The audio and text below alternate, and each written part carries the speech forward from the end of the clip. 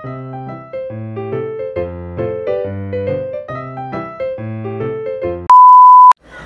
I'm Miss Grace and welcome to a day in my life. It's Saturday kaya samahan nyo ko ngayong rest day ko. Maghapon lang ako dito ngayon sa dorm at nag-isip ako ng gagawin ko ng agenda ko ngayon for today's video. Kaya naman pagkagising ko, nag-pray lang ako, nag-tiklop ako ng higaan at nag-ayos lang ako dito sa kama ko. Dito ako natutulog sa itaas sa double deck.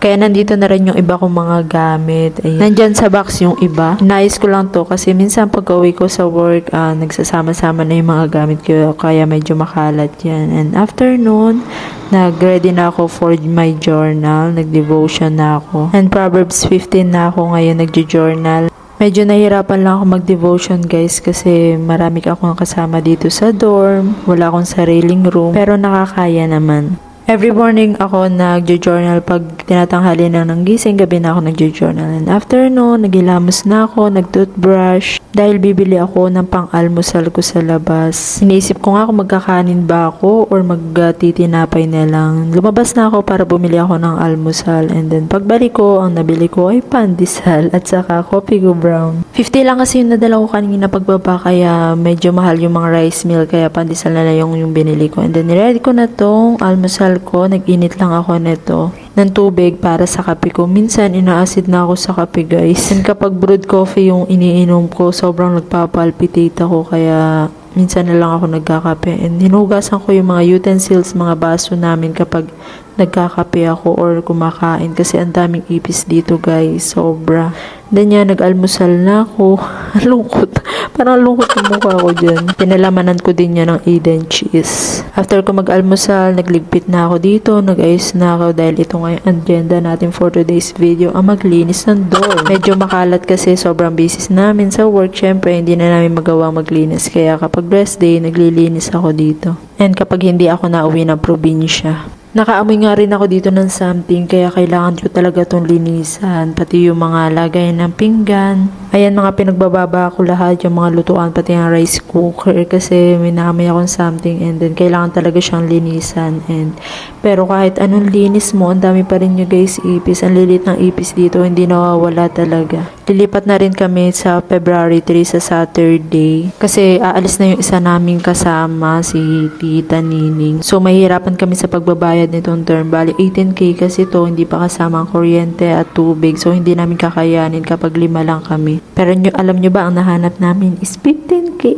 Hindi rin kasama ang kuryente at tubig. Tapos 5 na lang kami doon na maghahati-hati. Grabe guys, sobrang hirap talaga kapag wala kang sariling bahay, kapag wala ka sa sarili mong bahay. Pero okay naman doon sa lilipatan namin kasi makakapagluto kami ng gasol. Dito kasi guys, di kuryente lang yung pwede namin gamitin sa pagluluto.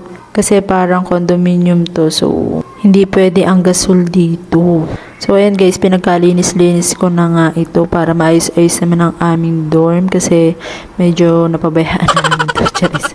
Ang dami kasi talaga ang dumi ang ipis-ipis niya. Nakakainis yung mga ipis. Minsan nga pinagpupukpok ko na yung mga ipis dito. Pero maliliit lang naman yung mga ipis dito eh. Then piling ko dumadaan siya dun sa CR sa may butas dun. And ayan, inayos ko na rin yung mga labahin ko para pag magpapalaban na ako.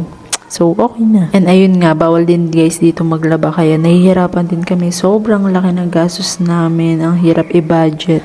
Ayan, nilinis ko din yung ilalim ng higaan namin, yung katre namin kasi sobrang dumi na guys. And ang daming ipis guys sa ilalim, naiinis na ako. Naiinis na. At saka inayos ko na rin yung mga iba kong gamit dyan dahil lilipat na nga kami. So kailangan ko na rin mag-ayos-ayos. Paalam na. Pero alam nyo ba guys, may aircon dito pero hindi namin ginagamit. Kasi nga nagtitipid kami. Ang hirap guys kung kailangan magtipid. Ang hirap ng nagtatrabaho. Charing nagreklamo. Mamaya kunin ni Lord yung work ko. Joke lang Lord. Kaya pa naman, kaya kakayanin pa. And then after that, magwalis. Nag-ayos na ako dito ng mga damit ko dahil ang gulo-gulo na.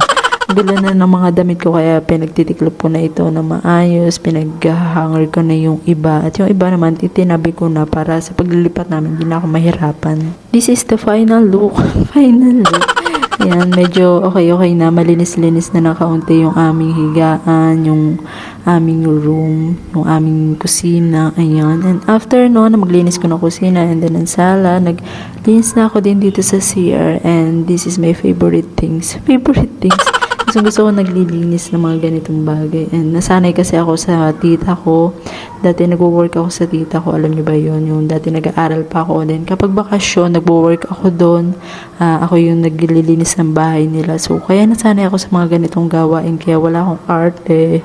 Kaya kapag nakikita akong madami na and then medyo mabaho na, talagang nililinisan ko na talaga. And then, kapag rest day, syempre, nililinis ko yan. Yung iba rin, yung mga ka-dorm ko din, nililinis din minsan, yung mga ka-dorm ko kapag rest day. So, minsan kasi kapag nakikita ko nang hindi na siya maganda tignan, nililinisan ko na talaga. And ang hirap dito guys, patuyuin kasi kulog nga tong room na to. And nilinisan ko na nga rin tong liguan namin kahit medyo malinis pa. And then, ayan na, medyo okay na siya, malinis-linis na, maganda na tignan.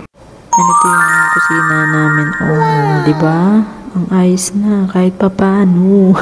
And after no, nagready na ako ng lunch ko dahil gutom na ako. 12:00 na yan. And ang iniluwam ko na lang yung kamatis na may itlog na pula. Dahil sobrang gutom na ako.